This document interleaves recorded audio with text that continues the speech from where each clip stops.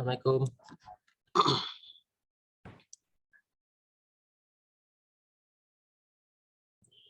Halo. Ya, Pak. Iya, Pak. Pak.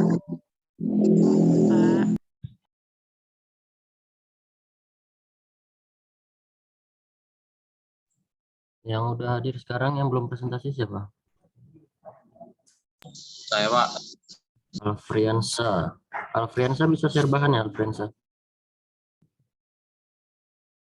Nggak bisa, Pak. Soalnya dari HP susah.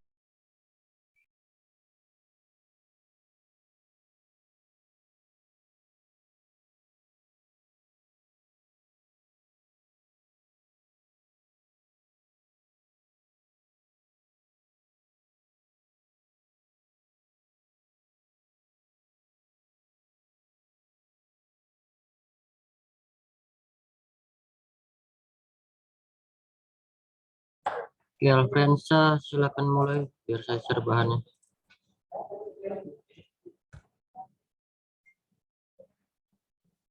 Sudah kelihatan? Sudah, Pak. Ya, silakan. Assalamualaikum warahmatullahi wabarakatuh. Waalaikumsalam warahmatullahi wabarakatuh. Baiklah, saya akan mulai presentasi saya. Bank Mandiri didirikan pada 2 Oktober 1998 sebagai bagian dari program restrukturisasi perbankan yang dilaksanakan oleh pemerintah Indonesia. Pada bulan Juli 1999, 4 bank pemerintah yaitu Bank Bumi Daya, Bank Dagang Negara, Bank Ekspor Impor Indonesia, dan Bank Pembangunan Indonesia dilebur menjadi Bank Mandiri, di mana masing-masing bank tersebut memiliki peran yang tak terpisahkan dalam pembangunan perekonomian Indonesia. Sampai dengan hari ini, Bank Mandiri meneruskan tradisi selama lebih dari 140 tahun, memberikan kontribusi dalam dunia perbankan dan perekonomian Indonesia.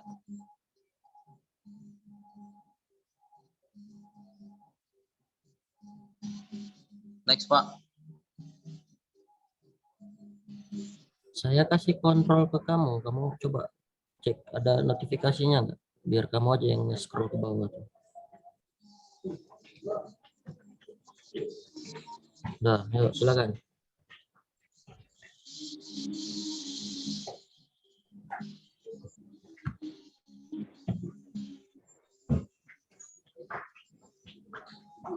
Bisa. Payah, Pak. Nggak bisa, Pak.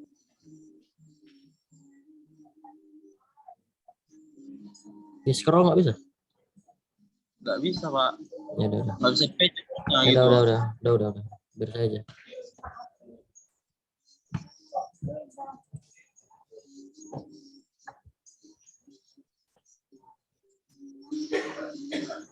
Nah, lanjut.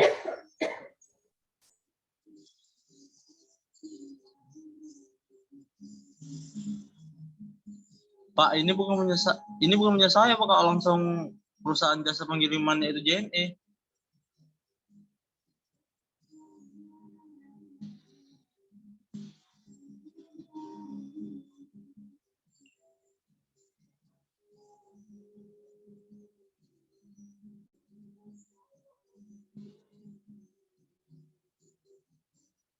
Ya. Slide kedua, Pak. Slide selanjutnya. Sejarah dengan transformasi bisnis di atas, Bank Mandiri juga melakukan transformasi budaya dengan merumuskan kembali nilai-nilai budaya untuk menjadi pedoman pegawai dalam berperilaku, yaitu 5 nilai budaya perusahaan yang tersebut TIPC, yang dijabarkan menjadi yang pertama kepercayaan atau trust, yang kedua integritas atau integrity, yang ketiga profesionalisme atau profesionalisme, fokus pada pelanggan atau customer focus, dan yang terakhir kesempurnaan excellent.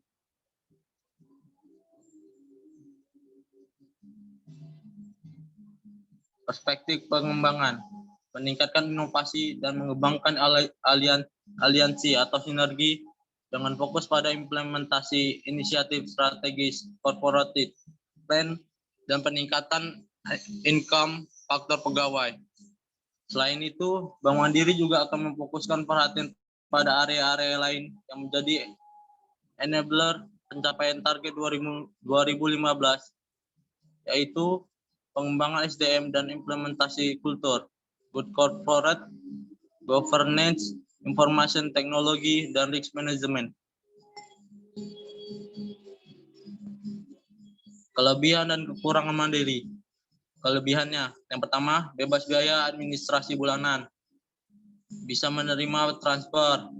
Yang ketiga, syarat pembukaan rekening ringan. Yang keempat, setoran awal lebih ringan. Yang kelima, suku bunga kompetitif. Yang keenam, mendapatkan fasilitas kartu ATM dengan masa berlaku 10 tahun. Yang ketujuh, dapat setor tunai di depot mesin Mandiri.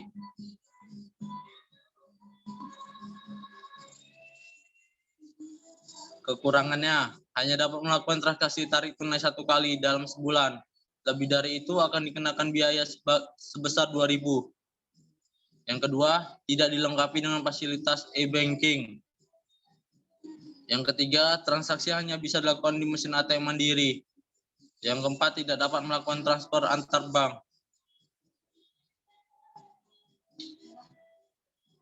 Perusahaan Bank Mandiri maju dan berkembang dikarenakan tidak memberatkan proses peminjaman nasabahnya, dan perusahaan Bank Mandiri juga memiliki visi dan misi agar perusahaan jasa mereka menjadi unggulan untuk simpan pinjam terbaik di Indonesia. Dan juga Bank Mandiri selalu mempermudah nasabahnya dalam bentuk bunga atau persen yang kecil. Masukan terhadap Bank Mandiri. Yang pertama, tetap menjalin hubungan baik terhadap nasabah. Yang kedua, tidak memberatkan proses simpan pinjam pada nasabah. Yang ketiga, melayani nasabah dengan pelayanan yang membuat nasabah betah terhadap pelayanan mereka. Dan yang terakhir, terus menjadikan perusahaan yang unggul daripada bank-bank yang lain.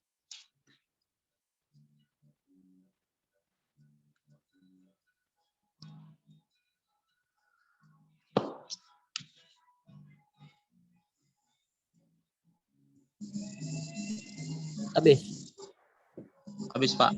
Ya, tutup Baiklah, sekian presentasi saya. Oke, terima kasih si Alfriansa. Jadi desain ini hampir sama ini nih, punya si Alfarizi. Sip, sip, sip, sip, sama deh. Makanya tadi saya buka dua-dua. Ya, jadi ini bahas tentang Bank Mandiri. Ini udah dibahas juga sama si Rita kemarin kan, Rita. Iya, Pak. Nah, saya mau tanya dulu sama si Rita ini. Jadi memang kekurangannya itu Bank Mandiri itu hanya bisa transaksi tarik tunai 1 kali dalam sebulan. Lebihnya dikenai biaya 2.000 kalau misalnya narik. Iya gitu, Rita. Setahu saya sih enggak sih, Pak. Enggak. Kamu dapat data dari mana nih, Alfriansa? Dari Google, Pak. Dari Google. Dari Google yang tahun kapan ini? Tengok artikelnya tuh di tahun berapa dia ngeposting.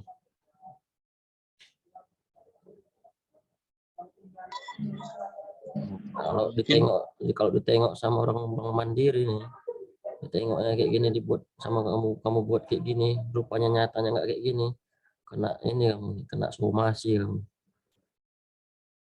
Tidak dilengkapi dengan fasilitas e-banking, nggak ada internet banking ya Bank Mandiri, ada nggak Rita?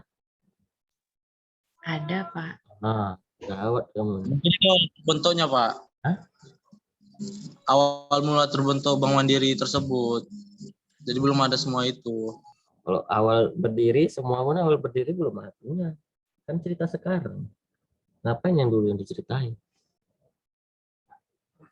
Transaksi hanya bisa dilakukan di mesin ATM Mandiri. ATM bersama nggak bisa?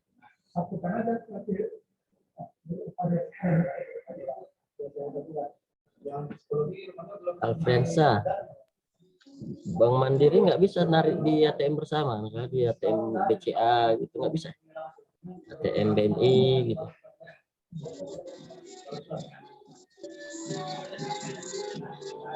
Nah, kamu sebelum ngopi paste dari Google dibaca dulu ya, dicermatin dulu itu betul nggak datanya, informasinya. Jangan main copy paste aja ya.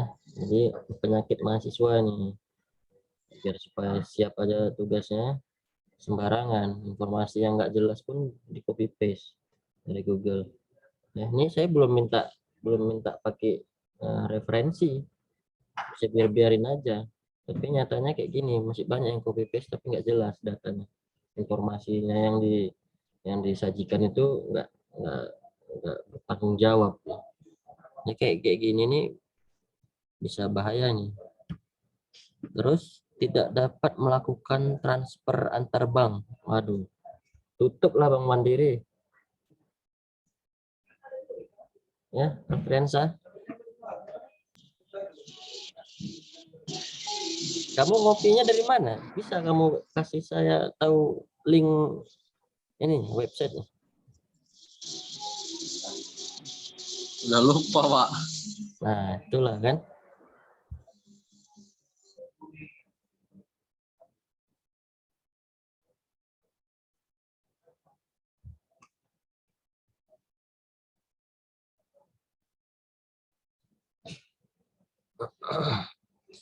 Perspektif pengembangan.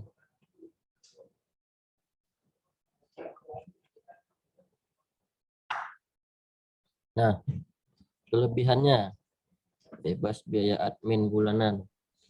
Betul ini. Betul itu Rita. Bebas biaya admin bulanan. Bank Mandiri loh ini. Bukan Bank Bukopin. Bank apa itu yang gratis dia biaya admin. Itu mungkin seperti yang saya bilang tadi, Pak, awal bulan terbangun di Bank Mandiri itu. Jadi kayak gitu, Pak. Memang bebas biaya admin ya, Bank Mandiri. Kalau bebas saya pindah ke Bank Mandiri nih. Nabung. Bisa menerima transfer. Semua bank saya rasa bisa menerima transfer. Jadi dia bukan termasuk kelebihan. Ya, kan udah bolak-balik saya bilang. Kalau kita mau buat namanya satu kelebihan yang ada di suatu perusahaan atau suatu usaha, mau usaha kecil, usaha besar, dia keunggulan itu yang nggak dimiliki sama perusahaan sejenis lainnya. Kalau masih punya itu berarti bukan kelebihan namanya. Ya, jadi tolong dicermati lagi, dipelajari lagi baik-baik. Jadi keunggulan kompetitif, kelebihan perusahaan, kelebihan usaha itu memang kelebihan yang dia miliki sendiri, nggak dimiliki sama perusahaan lain. Itu ya. Jadi jangan salah kaprah kalian buat kelebihan. Kalau bisa menerima transfer, semua bank bisa menerima transfer. Bank mana yang nggak bisa terima transfer? Coba saya tanya. Kalau nggak bisa terima transfer, dia tutup banknya, nggak laku. Terus syarat pembukaan rekening ringan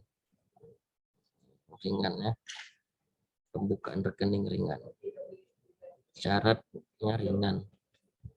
Bahasanya juga perlu diperbaiki nih. Syarat itu pembukaan rekening ringan. Syaratnya apa? Ya, bisa diangkat, makanya dibilang ringan. Jadi syarat itu bisa dibilang nggak sulit gitu, atau nggak terlalu banyak syarat gitu. Itu bisa. Kalau syarat pembukaan rekening ringan, kayak cicilan aja ringan. Terus setoran awal lebih ringan. Nah, ada dua ringan. Setoran awal. Ini setoran apa? Untuk buka rekening ya pertama kali. Arfrensa. Iya, Pak. Berapa minimal?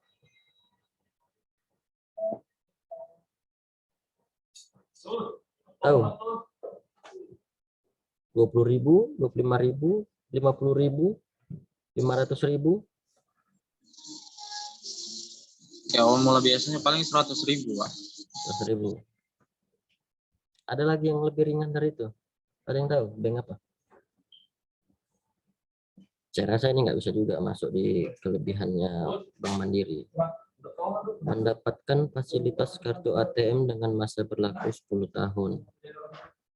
Oke, dapat setor tunai di depot mesin mandiri. Ya, kalau ini semua bank saya rasa udah ada setor tunai pakai mesin. Ya, nggak mesti datang ke teller. Bahkan bank bank Sumut pun udah bisa ya. Bank Sumut, bank daerah. Jadi itu bukan satu kelebihan. Jadi tolong dicatat ya, kawan-kawan, adik-adik, bang-abang, kakak-kakak. Saya udah pernah bilang, kelebihan yang ada di perusahaan itu bukan kelebihan yang dimiliki juga sama perusahaan sejenis lainnya. Ya, dia harus memiliki satu kelebihan yang nggak dimiliki sama perusahaan lain. Itu baru bisa kita bilang namanya kelebihan.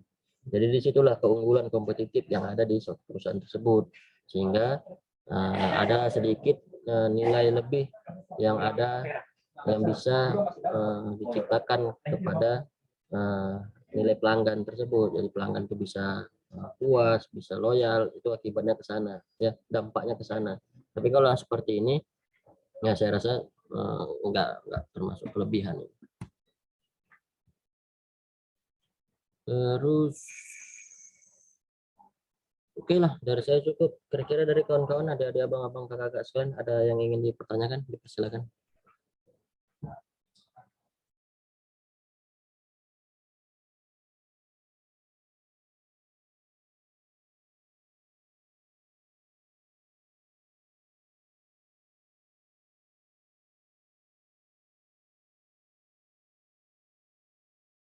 Enggak ada.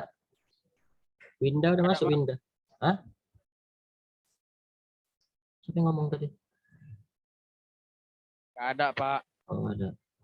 Winda udah masuk, Winda? Udah Pak, saya Pak. Oke, yuk mulai Winda. Bisa share bahannya, Winda? Bisa Pak. Wait ya Pak.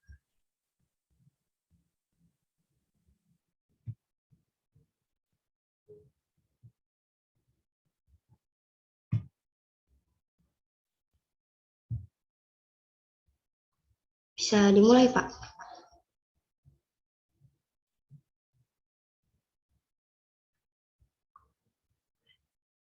Sudah bisa dimulai Pak. Iya, mulai. Oke. Baiklah teman-teman, saya di sini akan mempresentasikan hasil tugas saya, tugas manajemen pemasaran jasa. Saya ambil perusahaan jasa pada PT Traveloka. Profil perusahaan Traveloka itu adalah perusahaan teknologi terkemuka di Indonesia yang menyediakan layanan pencarian dan pemesanan tiket pesawat dan hotel secara online. Dengan teknologi Traveloka, Anda dapat menemukan rute penerbangan dan hotel terbaik secara cepat, aman, dengan harga termurah tanpa tambahan biaya apapun. Traveloka adalah salah satu travel agent online, baik tiket, hotel, pesawat, kereta,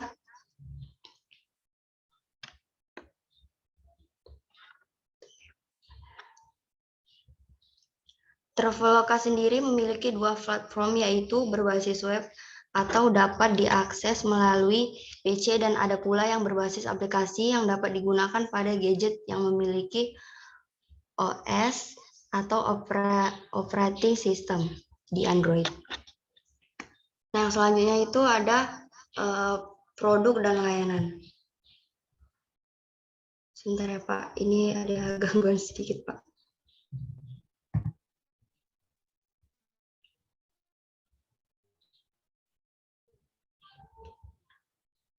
Produk dan layanan Traveloka merupakan situs yang berasal dari perusahaan teknologi penyedia layanan booking online, tiket pesawat, dan hotel yang melengkapi layanan dengan menambahkan pilihan asuransi perjalanan untuk tiket dan hotel.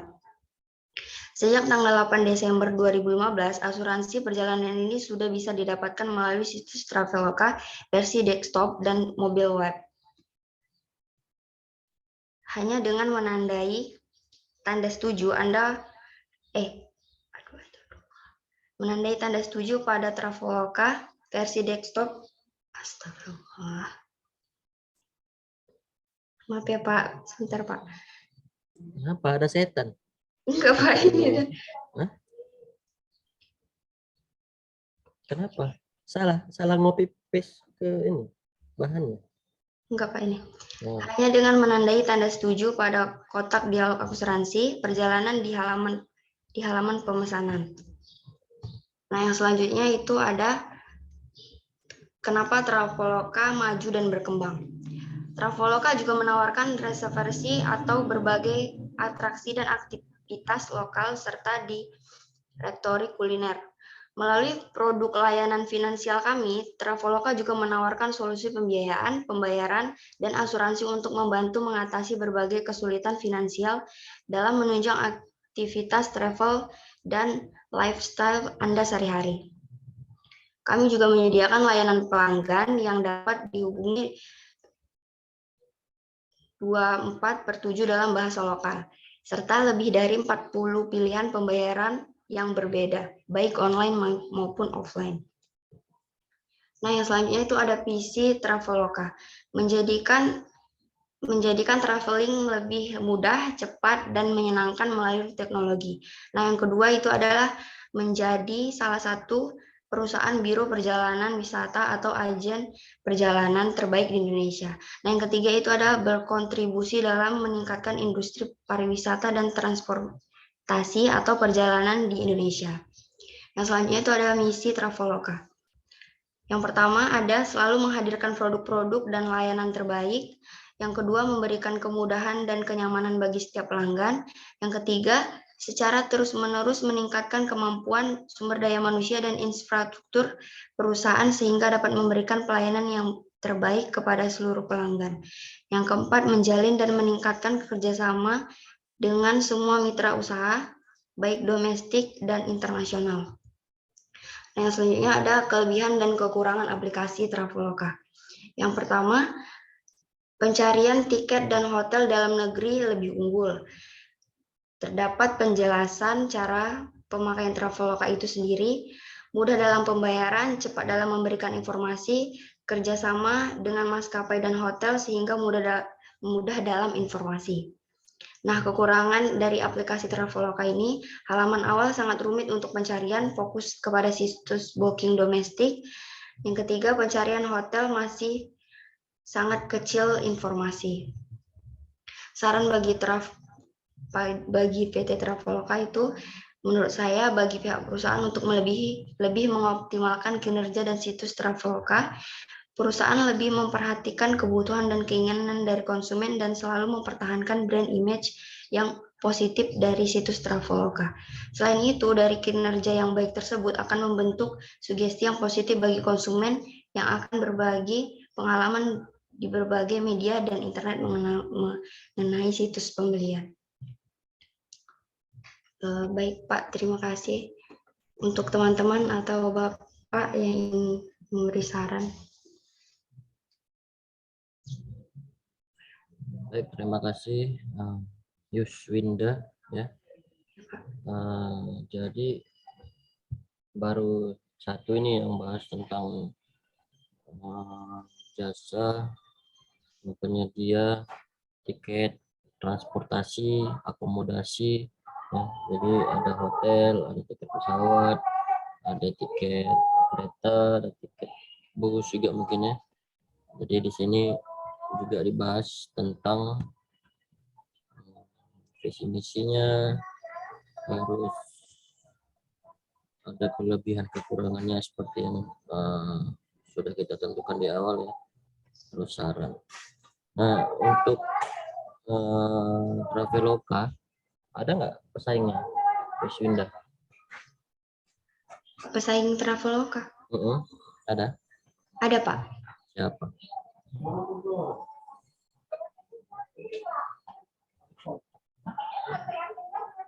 Halo. Ya Pak. Siapa pesaingnya? Ada dia Tiket.com Pak. Terus? Terus booking.com. Ada Pergi-Pergi. Nengok di Google ya? Iya Pak. Karena saya tahu kalau membaca sama menyebutkan sendiri, saya tahu. Kamu baca Booking itu kan? Saya cuma ingat yang ini Pak. Apa itu? Yang Pergi-Pergi. Jadi kira-kira dari dari pesaingnya yang udah Yuswinda sebutkan tadi. Ya Pak. Kenapa milih perusahaan ini yang dibahas? Kenapa nggak pergi-pergi, kenapa nggak tiket.com, kenapa Karena nggak yang lain? Kenapa? Karena menurut saya yang lebih booming Pak, yang lebih banyak dipakai orang itu Traveloka Pak. Kenapa? Karena dilihat dari iklannya juga udah banyak gitu Pak, dan pemakainya pun orang-orang yang punya Yang punya apa? itu. Saya lebih mudah di ini sih Pak, di apa namanya, gampang lah, lebih dikenal gitu Pak, karena iklannya juga banyak gitu. Oh, jadi karena iklannya banyak, jadi dia lebih terkenal gitu ya? Iya Pak. Yang lain rupanya nggak pakai iklan. Pakai Pak, cuman menurut saya di masyarakat lebih dikenal Traveloka sih Pak, brand image. Jadi kan menurut Yuswinda, terkenalnya Traveloka karena dia lebih sering iklan aja. Menurut saya sih itu yang faktor utama ya Pak, karena iklan itu kan mempengaruhi penjualan gitu Pak. Jadi semakin banyak orang yang tahu, itu semakin pasti banyak yang make gitu Pak. Ya, Pasti orang lebih banyak menyarankan Traveloka. Oke. Yuswinda tahu Aqua? Tahu Pak? Tahu Ades? Tahu. Tahu Amos? Ya Pak, tahu. Tahu Fit? Iya. Siapa yang lebih sering iklan? Aqua juga lebih sering iklan sih Pak. Tapi Le Mineral? iya, iklan juga sih Pak. Jadi kalau dari semua brand tersebut, siapa yang paling teringat di mindsetnya Yuswinda? Aqua Pak. Kenapa? Karena lebih sering iklan. Ya, karena brand tadi itu Pak kan lebih gimana ya? Nah, jadi ya untuk kawan-kawan semua, ya adik-adik Yuswinda, jadi satu brand itu kenapa bisa lebih terkenal atau lebih menarik, lebih cepat dia untuk pengenalan produknya, lebih cepat dia kalau misalnya ada iklan diresap sama alam bawah sadar kita, itu karena merek tersebut itu dia duluan yang muncul di Indonesia ini, Indonesia Raya ini.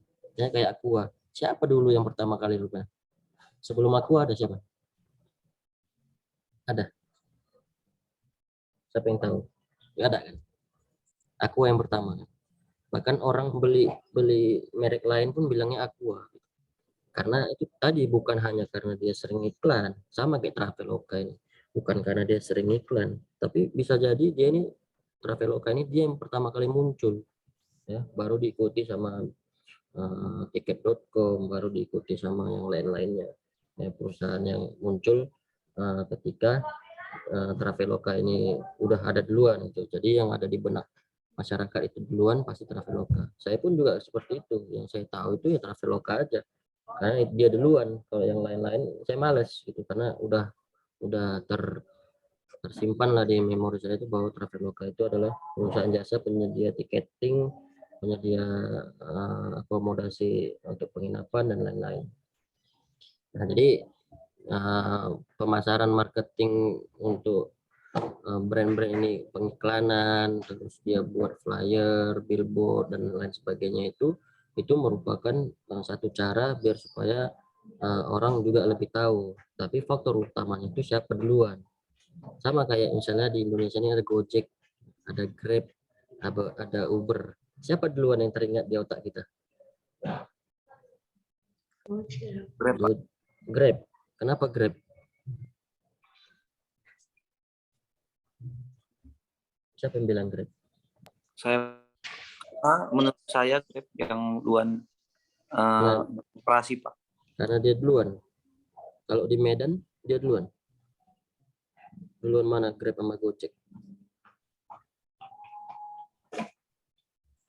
Grab sih Pak. Grab, ya. Nah, tapi kalau saya tahunya tuh Gojek duluan. Nah, ya kita pas pertama kali tahu itu Gojek itu. Grab itu kan brand luar ya, bukan brand Indonesia. Bahkan pun Gojek sekarang udah nggak tahu sahamnya masih lebih banyak saham Indonesia atau enggak. Ya, jadi seperti itu ya, Yuswinda. Jadi nggak selalu tentang lebih sering iklan. Ya, saya paham perusahaan-perusahaan besar itu memberikan satu nguploadkan biaya marketingnya itu sangat besar. Saya paham tentang hal tersebut. Tapi siapa yang start duluan, yang memiliki ide duluan yang dipublish atau yang dipasarkan pertama kali, itulah dia ininya. Tapi dengan bagaimana cara mempertahankannya itulah dia tetap melakukan pengiklanan. Walaupun kayak misalnya Coca-Cola ya, perusahaan luar, perusahaan asing. Siapa yang nggak kenal Coca-Cola? Tapi Coca-Cola tetap saja melakukan pemasaran, tetap saja melakukan pengiklanan, tetap melakukan sponsorship sama event-event kelas dunia misalnya kan. Kenapa? Padahal nggak butuh lagi, mereka udah terkenal gitu. Coca-Cola di mana-mana orang udah tahu, ya kan? Tapi tetap butuh yang namanya pengiklanan supaya apa? Supaya tetap dia berada di status atas lah misalnya seperti itu. Oke, saya nggak mau lagi bahas tentang kelebihan kekurangan ya, karena kalau kita bahas itu nanti sama saja, sama-sama kayak yang sebelumnya saya bilang. Jadi mungkin kalian bisa cermati lagi kembali untuk kedepannya jika ada perkuliahan atau sama saya atau sama dosen lain ada disuruh ditanya, buatlah satu kelebihan pada perusahaan ini. Jangan coba-coba buat kelebihan yang dimiliki juga sama perusahaan lain. Itu bukan termasuk satu kelebihan atau kelebihan kompetitif. Karena pada apa namanya, ada tools namanya analisis SWOT itu, strength, weakness, opportunity, dan threat itu untuk menganalisis kekuatan yang ada di dalam suatu perusahaan. Itu dia harus memiliki satu kekuatan kompetitif ya, sehingga membuat dia itu perusahaan yang berbeda dengan perusahaan lainnya. Nanti di situ kalian mungkin pelajarin di mata kuliah studi kelayakan bisnis atau di mata kuliah manajemen atau di mata kuliah kewirausahaan. Ya, jadi ya itulah saya sampaikan bahwasanya kelebihan, kalau kita berbicara kelebihan dia harus beda sama perusahaan yang lain. Kalau masih sama itu belum termasuk kelebihan, tapi cuman sebagai supaya ada aja nggak kalah saing gitu. Oke. Mungkin dari saya cukup. Kira-kira dari kawan-kawan sekalian ada yang ingin bertanya atau memberi tanggapan, dipersilakan.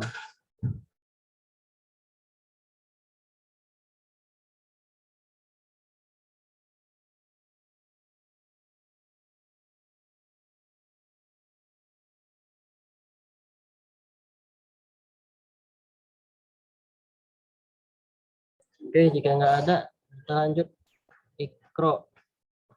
Ikro bisa Ikro? Iya, Pak.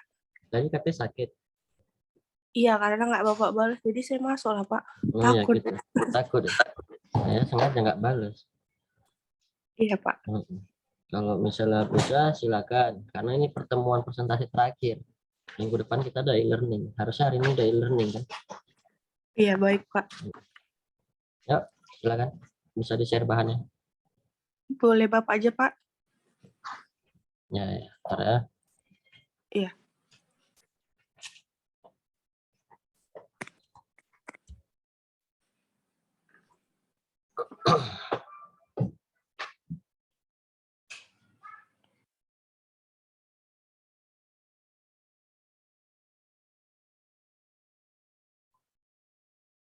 Ya, silakan. Assalamualaikum warahmatullahi wabarakatuh. Saya Ikra Dwi Pramudia, NPM 18153102.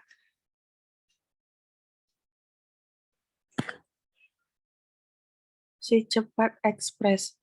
Pada mulanya Si Cepat Express berdiri di tahun 2014. Pendirinya adalah seorang anak muda bernama Rudy Darwin Swigo. Namun, pada kenyataannya, perintisan Si Cepat sudah dilakukan Rudy sejak lulus kuliah di tahun 2006. Ketika bekerja di Central Group, Rudy mendapati jika pengiriman barang masih dibatasi waktu, sehingga pelanggan yang kecewa. Dari pengalaman inilah beliau memulai bekerja sama dengan Central Group untuk membuat sebuah terobosan baru bisnis pengiriman barang. Rudy bersama SC menjadi perusahaan ekspedisi yang mengedepankan aspek keamanan dan kecepatan. Setelah beberapa waktu, SC mulai dikenal dan Rudy mengembangkan produk baru bernama Si Cepat Express. Kedua perusahaan jasa pengiriman ini memiliki fokus yang berbeda. Produk baru Si Cepat Express targetnya adalah e-commerce dan online shop, sedangkan SC digunakan untuk pengiriman barang yang berat dan besar dengan syarat tertentu. Keunggulan dalam Si Cepat mengirim barang. Keunggulan Si Cepat dalam mengirim barang menjadi sebuah komitmen untuk melayani para pelanggan.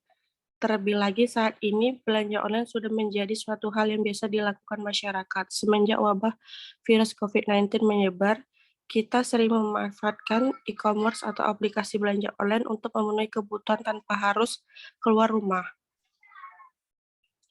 1. Tarif hemat. Tarif ekspedisi Si Cepat yang jauh lebih murah dibandingkan ekspedisi lainnya menjadi keunggulan utama dari Si Cepat Express. Terlebih lagi, ada layanan halu yang tarif ongkir mulai dari Rp5.000 Lapak dan Tokopedia. Pengiriman barang 15 jam untuk wilayah Jabodetabek dan Bandung. Pengiriman yang cepat juga menjadi keunggulan dari Si Cepat Express. Hanya dalam 15 jam, paket kamu sudah bisa sampai tanpa dipungut biaya apapun. Namun perlu diingat, waktu pengiriman tetap disesuaikan dengan alamat tujuan. Untuk menjamin 15 jam pengiriman ini hanya dilakukan untuk daerah Jabodetabek dan Bandung. 3. Pick up delivery. Kamu bisa menikmati layanan free pick up ini tanpa minimal batasan paket dengan memanfaatkan fitur request pick up di WhatsApp Si Cepat Klik. Waktu yang diberikan untuk pengambilan paket di rumah atau ke tokomu cukup fleksibel dan tanpa biaya tambahan. 4. Layanan ganti rugi. Apabila paket kiriman sedang mengalami masalah tak terduga sehingga menyebabkan barang menjadi rusak atau terkena risiko lain, Si Cepat juga menawarkan layanan ganti rugi. Ketentuannya yaitu pengganti barang seberat 1 kilo akan diganti rugi maksimal Rp500.000 dan untuk barang dengan berat 5 kilo diganti dengan nominal Rp2.500.000. Responsive call center memberikan kemudahan pada pelanggan adalah misi bagi Si Cepat. Salah satunya adalah pelayanan customer service yang diberikan. Kamu bisa menanyakan hal-hal yang berkaitan dengan paket, baik itu berupa pertanyaan, saran, kritik, hingga komplain lain. Kamu bisa menghubungi CS Si Cepat melalui telepon, WhatsApp, Line, dan email. Tambahan Si Cepat Express 1. Kurang agen. Saya belum pernah menemukan agen ekspedisi ini di dekat lokasi rumah saya ataupun di kota. Next, Pak. 2. Pengiriman Si Cepat hanya untuk kota besar. Kekurangan Si Cepat adalah sisi kiriman barang kilat yang tidak dapat dinikmati untuk kota kecil maupun wilayah terpencil. Next. Si Cepat Express maju dan berkembang. Jasa ekspedisi Si Cepat memiliki area kegiatan pengiriman melalui transportasi udara dan darat, serta Si Cepat Express juga mengklaim barang yang dikirim menggunakan jasa mereka akan sampai hanya dengan kurun waktu 15 jam untuk wilayah Jabodetabek dan Bandung, serta hanya butuh waktu 1 hari untuk sampai ke kota-kota besar di seluruh wilayah Indonesia. Next, Pak.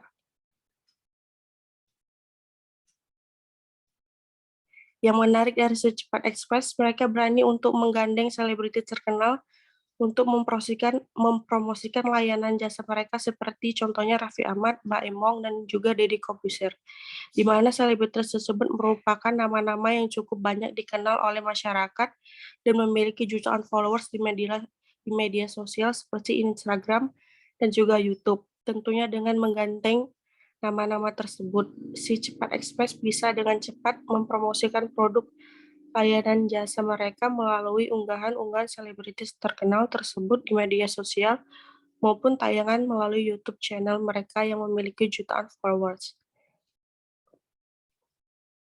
Saran dari penjelasan, seharusnya si Cepat Express membuka agen atau cabang khususnya di kota-kota terpencil di daerah. Sekian dari presentasi saya, terima kasih. Baik, terima kasih Ikra Dwi Pramudia. Ya. Jadi tentang si cepat.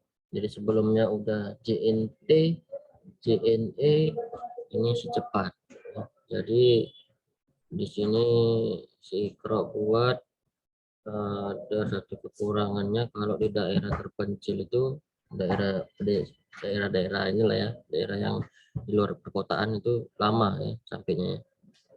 Gitu Ikra. Ya, Pak. Nah, kira-kira menurut Ikra kenapa bisa lama, Ikra? Karena kurangnya agen tadi, Pak. Dia kan, saya belum pernah sih pakai si cepat, Pak. Cuma kalau saya lihat daerah-daerah saya tuh belum ada yang pengiriman jasa barang cepat. Kan JNT, JNE gitu, Pak. Jadi kurang agennya aja ya. Jadinya lama kalau ke daerah-daerah ya. Iya, Tapi Pak. saya pernah juga pakai kirim barang ke Serampa di Serdang Bedage. Aduh, lamanya bukan main itu. Pakai JNT nggak salah. JNT jatah JNT. Ya, jadi memang kalau misalnya ke daerah dia lama. Kenapa? Ya karena mungkin transportasi untuk ke sana, terus agennya ke sana, dan orang kurirnya itu yang nggak ada. Kenapa? Karena di pedesaan orang nggak mau jadi kurir, tukang nganter-nganter gitu. Lebih bagusnya beladang ya kan, banyak uangnya. Itu juga jadi permasalahan yang mungkin bisa sama-sama, mana tahu nanti kalian punya perusahaan ekspedisi ya, kalian temukan solusi terhadap hal tersebut sehingga orang-orang di perkampungan sana bisa cepat kalau beli online, belanja online bisa cepat sampai. Nah, terus ada satu yang ini pengalaman saya juga ya. Jadi saya pernah pakai secepat ini untuk belanja e-commerce dari Shopee. Kalau nggak salah sama kemarin saya beli barang itu estimasi waktu pengiriman 3-4 hari yang reguler dia. Jadi sampai seminggu lebih nggak sampai barangnya. Dan saya komplain ke Shopee, katanya di situ batas pengiriman tuh sampai tanggal sekian. Jadi tunggu aja kata sampai tanggal sekian.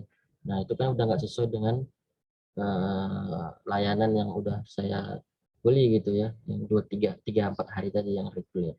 Nah kira-kira menurut Ikra gimana itu Ikra?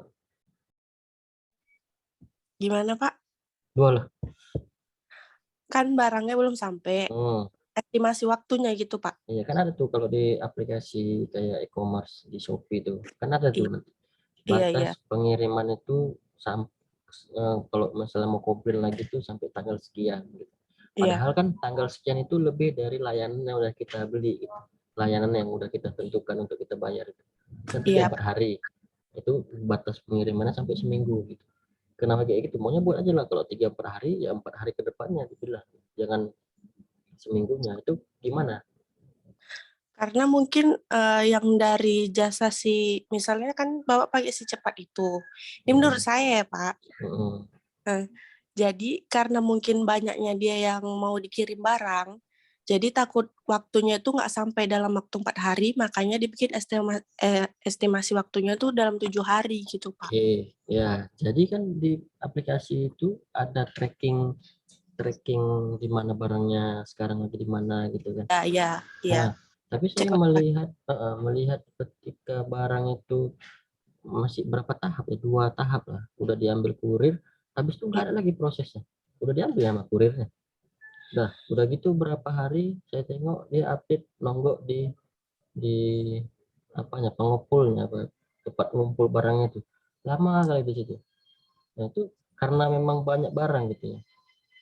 Berarti layanan yang dibilang 3-4 hari itu bohong ya. Sebenarnya kalau mungkin dari secepatnya itu benar. Cuman kan kadang Pak kalau udah sampai di agennya gitu kan, dia dipisah-pisah dulu Pak. Nanti yang sejalan. Oke. Nah sekarang pertanyaannya, saya juga pesan barang yang pesan barang besoknya, gitu. Pakai si cepat juga. Barangnya cepat sampai 3 hari dia sampai 4 hari. Nah itu kok bisa beda?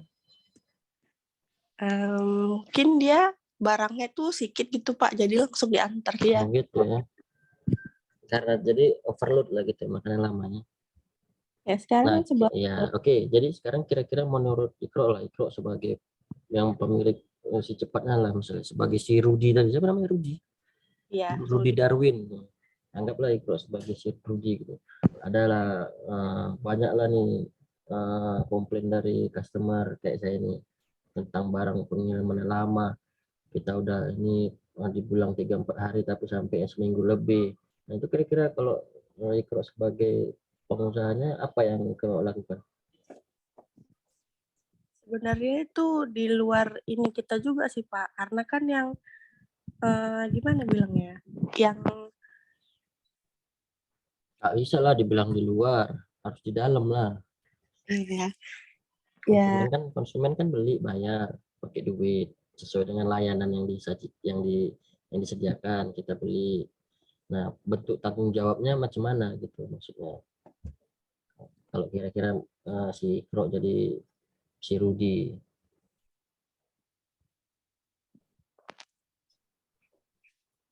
gimana ya Pak?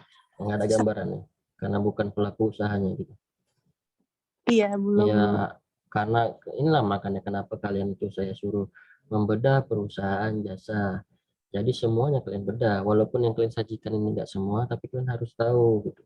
Kalau misalnya dia kayak gini nih, karena kan ekspedisi ini layanan utamanya itu pengiriman cepat. Ya konsumen puas itu karena layanannya itu terpenuh, apa maksudnya layanannya itu nggak nipu gitu. Barangnya cepat sampai, itu pasti konsumen puas dan bisa melakukan repeat order gitu ya. Jadi itulah kalau perusahaan jasa itu aja dia kalau puas sama layanan, ya puas sama layanan, nah pasti dia akan melakukan pembelian ulang dan bisa pada tahap loyalitas.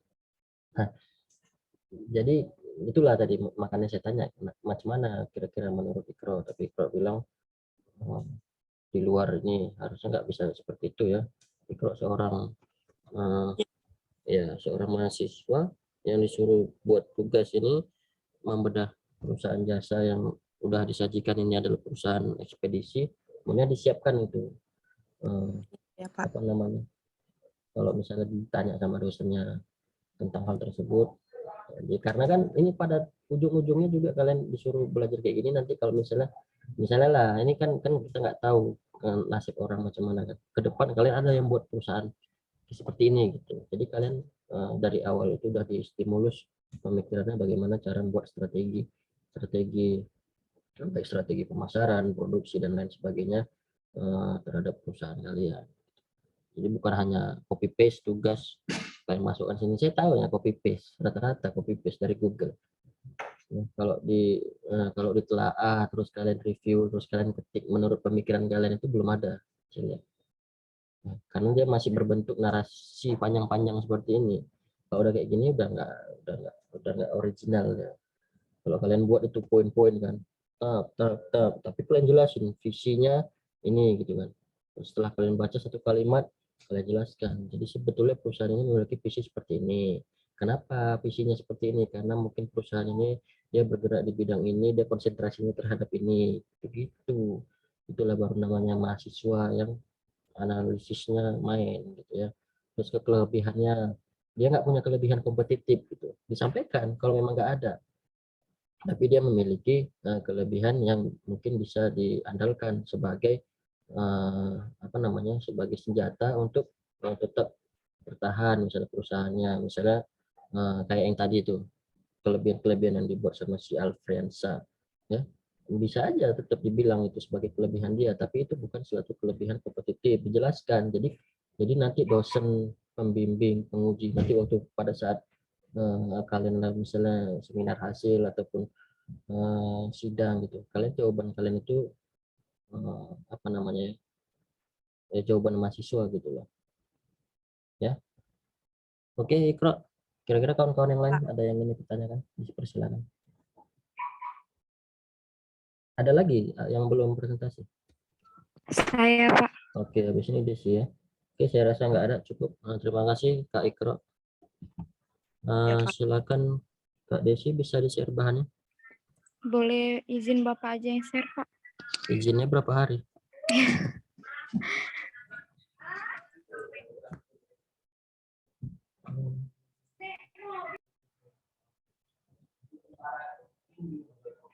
Mana? Nah. Yuk, silakan. Belum. Yuk. Nggak nampak.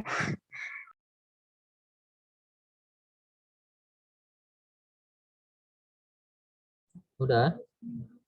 Sudah, Pak. Nah, itulah makanya saya bilang kalau buat slide itu warnanya yang enak. Jadi langsung cas. Kalau kayak gini kan agak kabur-kabur nih, saya pun nggak nampak. Warnanya yang di atas ungu-ungu manja, terus hijaunya hijau-hijau malu. Ya kan? Yuk, lanjut. Selamat siang. Saya Desi Tiurma Natalia ingin mempresentasikan hasil manajemen pemasaran saya. Lanjut, Pak. Yang pertama, membuat profil dari perusahaan yang sudah ada dan berkembang.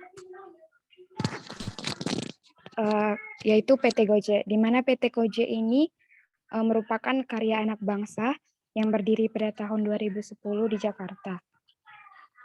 Perusahaan ini lahir dengan niat baik untuk memberikan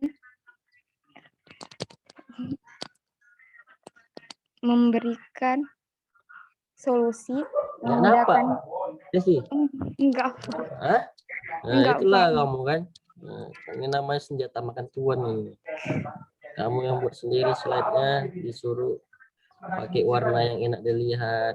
Kalau kayak gini, kamu rasakan lah nih macam mana. Saya pun nggak ngerti ngebesarnya lagi nih. Udah paling besar ini. Nah, nggak nampak? Nampak, Pak. Oh ya. Memberikan solusi memudahkan kehidupan sehari-hari di tengah kemacetan perkotaan. Di mana pada saat itu ada pemuda yang bernama Nadiem Makarim mempunyai pemikiran untuk membuat bisnis transportasi ojek, di mana sarana jasa transportasi menjadi lebih efektif dan efisien. Lalu ada visi dan misi dari PT Gojek. Yang pertama, visi membangun sesuatu yang bermanfaat untuk Indonesia dan menggunakan teknologi untuk menciptakan dampak sosial yang positif.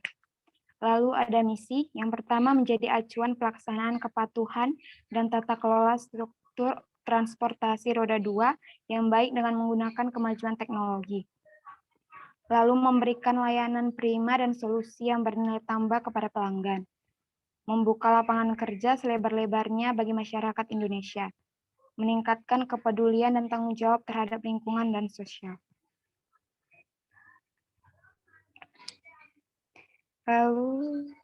Lalu ada struktur organisasinya, yaitu Gojek Directors, yang terdiri dari Pak Nadiem Makarim sebagai kita lewatin aja dulu ya. Skip aja ya, biar cepat ya.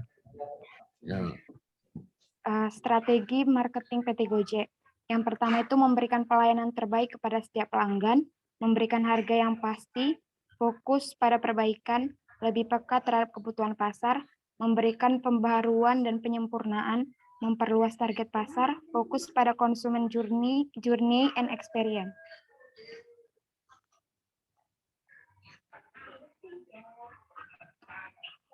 Layanan-layanan pada PT Gojek. Yang pertama, layanan pesan antar makanan dan belanjaan, yaitu GoFood dan GoMart. Lalu layanan dompet digital, yaitu GoPay. Ada layanan donasi digital, yaitu GoPay dan GoGive. Ada layanan streaming dan hiburan, GoGames, GoPlay, dan GoTix. Lalu ada layanan pengiriman barang, yaitu GoSend. Di mana tagline dari PT Gojek itu sendiri yaitu pasti ada jalan. Kelebihan dan kekurangan PT Gojek. Kelebihannya yang pertama itu tidak perlu mencari driver ojek, cukup dari aplikasi, lalu harganya ditetapkan dari aplikasi, keamanannya terjamin, bisa cancel orderan, jalan sesuai dengan petunjuk, bisa memesankannya untuk orang lain, driver mudah didapat, bisa dibayar melalui GoPay atau cash. Kekurangannya tidak dapat membeli driver yang diinginkan, pemesanan harus menggunakan internet dan HP Android, aplikasinya sering error, tidak dapat pindah tujuan.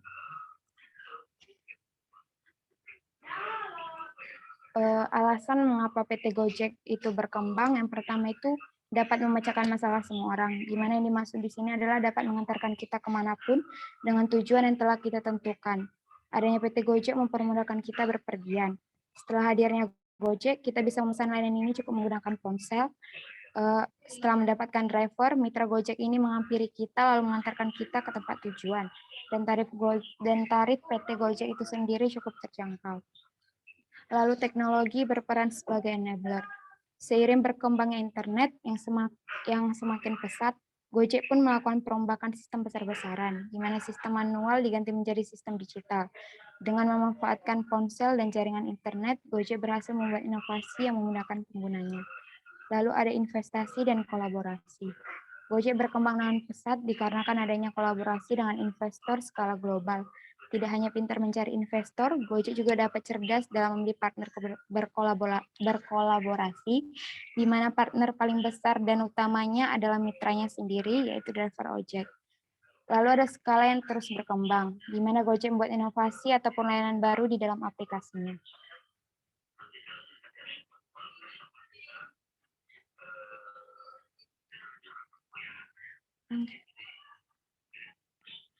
Masukan untuk PT Gojek, sebaiknya PT Gojek itu memperbaiki masalah gangguan yang sering terjadi pada aplikasi Gojek agar segera diatasi dengan baik, dan GPS pada aplikasi Gojek lebih ditingkatkan keakuratannya agar lebih memudahkan konsumen dan drivernya. Sekian presentasi saya, terima kasih.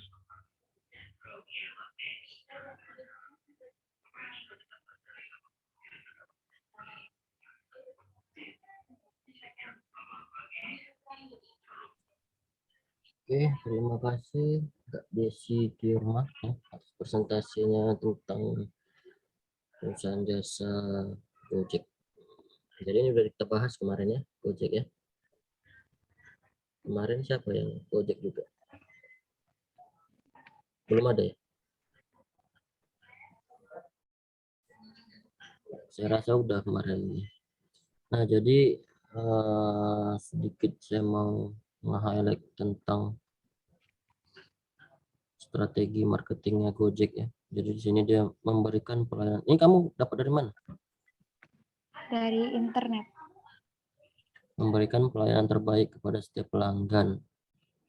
Memberikan harga yang pasti, fokus pada perbaikan, lebih peka terhadap kebutuhan pasar, memberikan pembaharuan dan penyempurnaan, memperluas target pasar, fokus pada konsumen journey experience.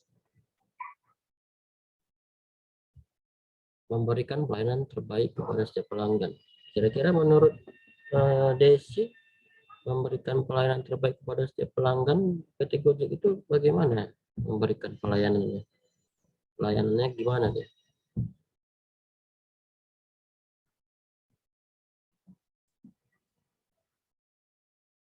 Halo? Udah hilang?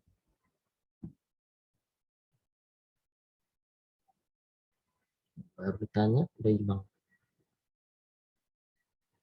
Oke, kita skip karena orangnya udah nggak ada, udah keluar dari Zoom. Ada lagi yang belum presentasi, teman-teman? Saya, Pak. Setiawati. Oke, Kak, silakan di-share bahan. Boleh Bapak yang nge-share? Semua kan ini ya.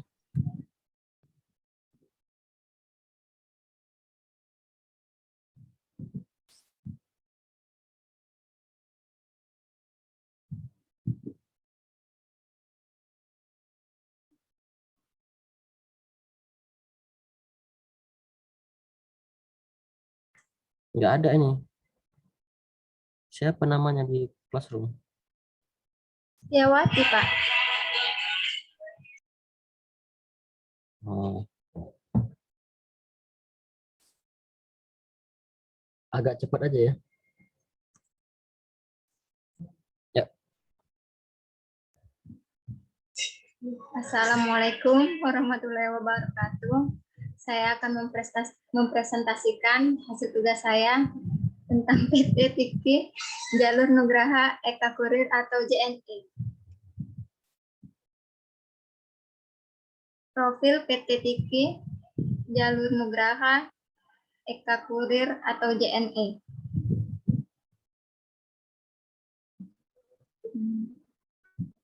Banyak kali nih macam baca apa sih ini? Oh, Singkat aja ya Pak.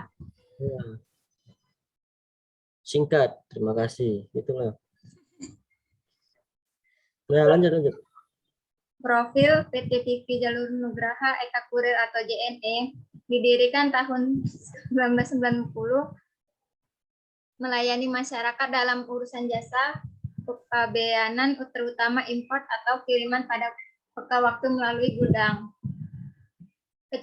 Kecepatan dan kehandalan layanan yang konsisten dan bertanggung jawab membuat kredibilitas JNE semakin tinggi di mata pelanggan maupun mitra kerja. Visi dan misi. Visi untuk menjadi perusahaan rantai pasok global terdepan di dunia. Misi untuk memberi pengalaman terbaik kepada pelanggan secara konsisten. Kelebihan dan kekurangan. Kelebihan utama JNE adalah jaringan sudah tersebar luas di Indonesia. Memiliki jaringan pengiriman luas baik dalam maupun luar negeri. Kemudahan karena JNE menawarkan pengemasan paket pada tiap outlet sehingga konsumen cukup membawa barang. Tarif JNE cukup murah untuk beberapa jenis layanan. Kemudian dalam cek resi JNE Express atau pelacakan barang. Pengajuan komplain cukup mudah ketika terjadi kerusakan barang. Kekurangan. Terlalu banyak agen JNE di suatu daerah sehingga membingungkan saat konsumen mengambil paket secara langsung. Standar operasional pelayanan kadang masih kurang memuaskan untuk pelanggan. Kurangnya petugas JNE pada sebuah outlet sehingga menimbulkan antrian panjang.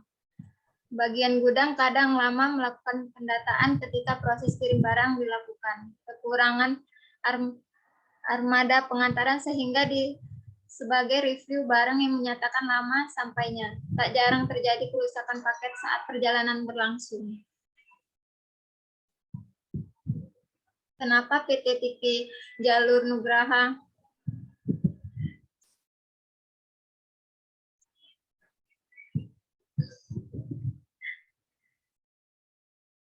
Kenapa PT TIKI Jalur Nugraha Eka Kurir atau JNE bisa maju dan berkembang?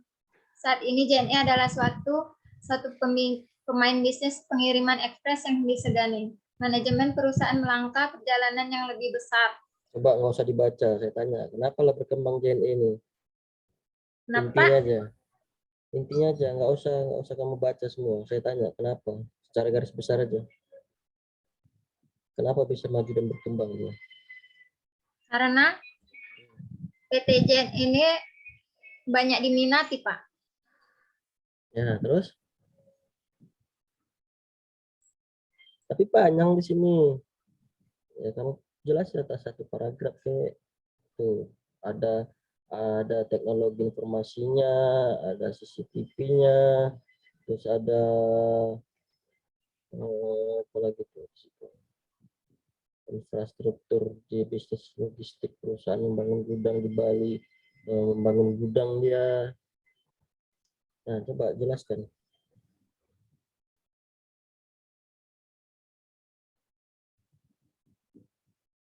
Bisa?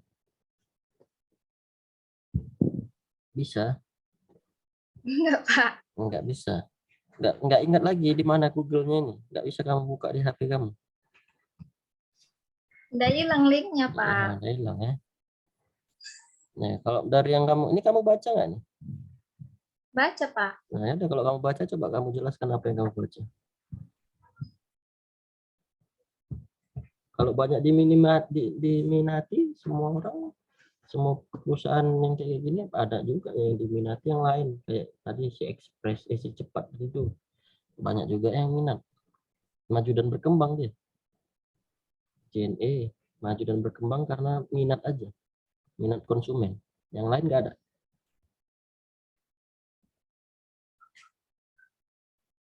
Nah, ini tuh makanya sebelum dikerjain itu dibaca dulu, dipahami dulu, ya. Menyajikan PowerPoint kalau nggak mengerti dulu, kalian baca, nanti kan kalau nggak dikasih baca kalian ditanya, pening kalian. Ya karena saya udah males tengok slide-nya, banyak kali paragrafnya, narasi semua, ya.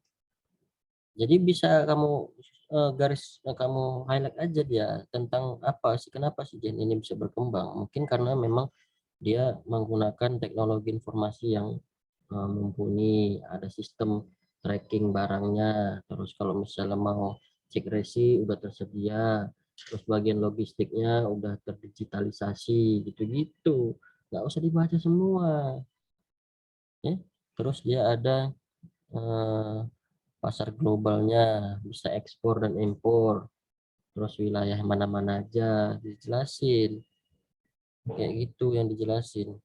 Jangan dibaca, kalau dibaca ini semua pun saya nanti bisa baca habis ini ke Google, saya tengok.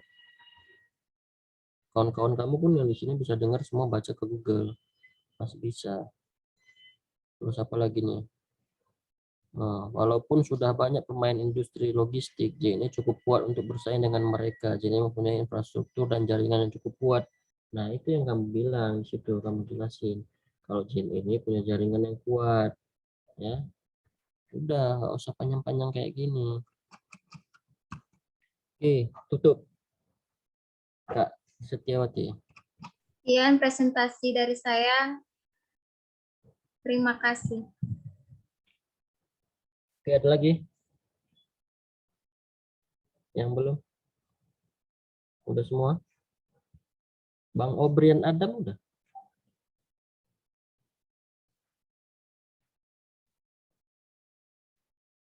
Tidak hidup suaranya Bang Obrian, masih mute itu.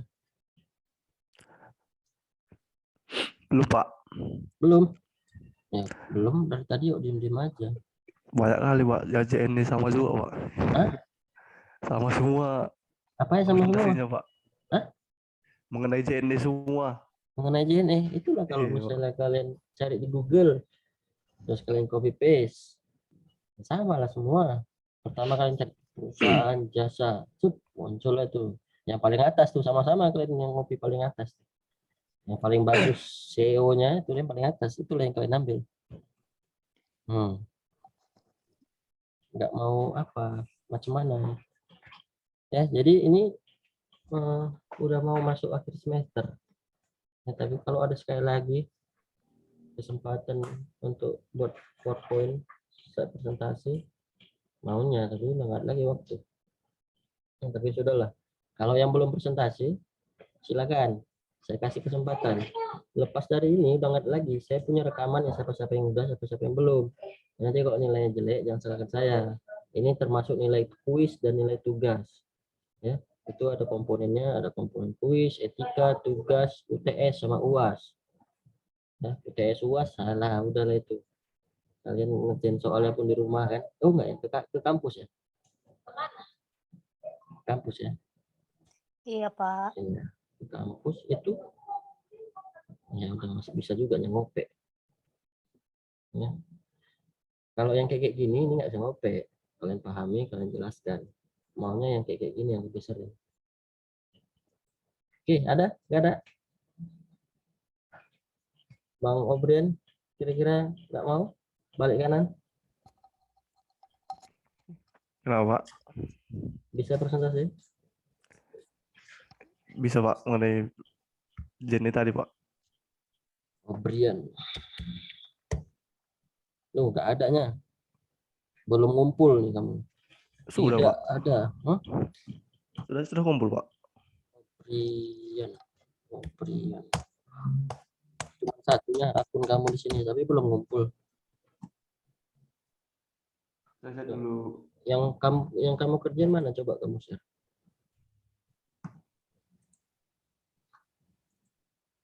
Nih, Saya ini, kirim melalui ini nama kamu kan?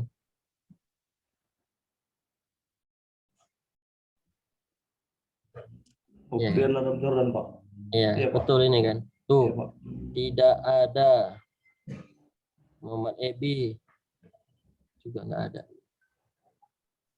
Ini, Pak. Oh, Muhammad Ebi ada. Si Obrian nggak ada. Kosong. Ini, Pak. Saya sudah kirim, Pak. Nah, ya udah. Di-share aja langsung, Bang Obrian. Nanti kirim ke Google Tapi Classroom. di HP satu lagi, Pak. Saya tadi mintanya mau Bapak yang share gitu. Ya, saya yang share belum dikirim macam mana saya masuk.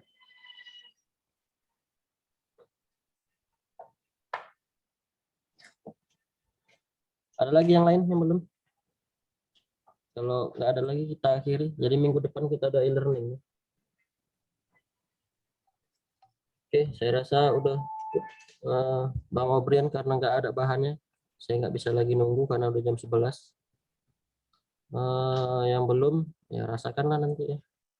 Saya nggak tahu karena dari awal udah saya bilang ini tugas pribadi masing-masing dan termasuk nilai kuis sama nilai tugas.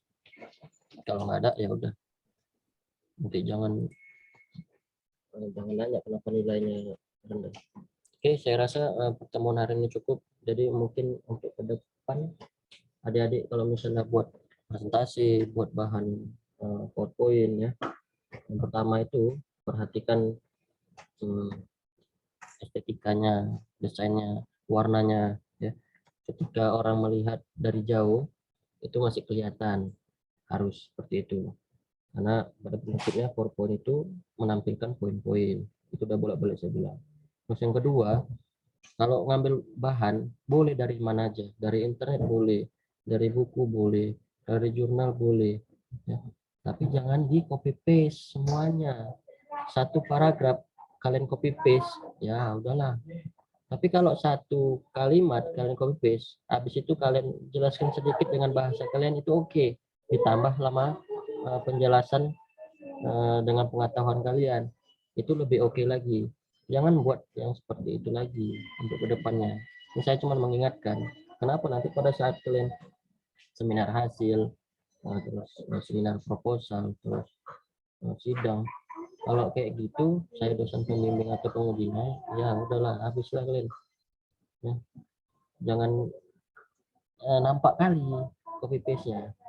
Jangan nampak kali kita cuman yang penting siap gitu, tapi nggak kita persiapkan dengan matang materi apa yang kita sampaikan.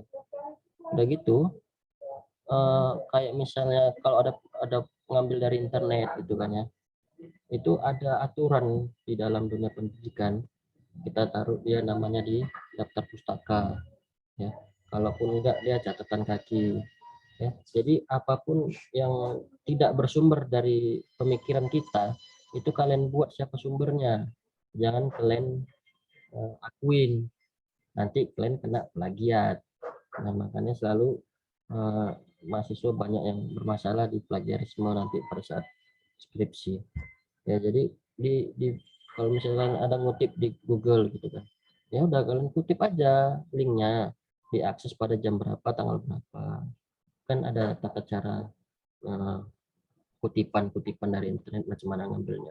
Buat aja satu slide di belakang linknya ini. Jadi kalau ditanya kamu ngambil dari mana datanya nih, seperti si Alfriansa tadi, karena saya lihat enggak seperti yang saya tahu atau enggak seperti yang kawan-kawan lain tahu gitu kan, yang udah disampaikan. Entahnya memang betul seperti itu karena kita juga yang belum tahu gitu kan, entah pun juga si Alfriansa yang salah. Makanya kita harus tahu sumbernya itu siapa ya. Terus kalau untuk skripsi itu tugas akhir itu sama sekali tidak boleh sumbernya itu artikel, dia harus jurnal, buku masih boleh. Tapi kemarin sudah ada pembahasan dosen bahwasanya teori itu nggak lagi dari buku, kutipan itu nggak dari buku lagi karena buku nggak berkembang. Tapi kalau jurnal terus berkembang, nanti mungkin kalian bisa dikasih tahu sama dosen metopelnya ya. Jadi lebih baik untuk ini saran aja untuk kalian, kalau kalian memang ini semester berapa deh? Semester 7, Pak. Udah mau tamat lagi kalian, semester 7. Tahun depan udah selesai. Jadi untuk apa namanya, untuk referensi sebaiknya ambil dari jurnal, minimal jurnal nasional ya, yang Sinta, mau Sinta berapa terserah, lebih baik lagi jurnal internasional ya, mau Scopus lebih bagus, diambil yang kayak gitu, jangan lagi ngambil dari internet, itu bakal ditolak mentah-mentah itu sama dosen pembimbing kami. Siapapun dosen pembimbing kalau dapat dia link internet pasti dipermasalahkan, lebih baik ngambil langsung dari jurnal ya, tinggal kalian kembangkan ya. Untuk diingat, jadi untuk ke depan saya cuma ngasih saran, kalau nanti ada buat slide kalian buatlah daftar pustakanya. Kalau yang kayak gini, pembahasan kayak gini kalian ambil dari internet itu oke, no problem. Tapi kalau udah cerita skripsi, tugas akhir, laporan, jangan coba-coba pakai, apalagi dari Wikipedia kalian ambil. Apalagi dari artikel-artikel yang nggak tahu kita penulisnya ke siapa ya. Penulisnya orang-orang yang blogger-blogger yang cuman bisa nulis mengembangkan, yang penting dapat iklan. Nah, jangan yang kayak gitu kalian ambil ya, lebih baik ke jurnal. Dan sekarang akses jurnal juga udah gampang, banyak caranya. Oke, saya rasa cukup karena mungkin hari ini pertemuan kita tatap muka yang terakhir, sisanya kita e-learning. Jadi untuk ke depan silakan ikuti perkuliahan seperti biasa. Nanti absensi seperti biasa ya, jangan lupa di learning LSIS Pancabudi itu kalian buat komen, nanti saya nggak kira hadir. Oke, saya rasa cukup. Terima kasih atas kehadirannya, terima kasih atas perhatiannya, dan yang sudah mengerjakan tugas, yang belum juga ya sudahlah, macam-macam mau saya bilang lagi. Mudah-mudahan nanti ke depan kita bisa ketemu lagi. Saya nggak tahu karena saya masih baru, saya nggak tahu nanti UAS itu yang ngawas itu dosen pengampunya atau orang lain. Nanti kalau misalnya apa, berarti kita ketemu di kelas nanti di UAS. Oke, saya rasa cukup. Demikian. Assalamualaikum warahmatullahi wabarakatuh. Selamat siang. Waalaikumsalam warahmatullahi wabarakatuh.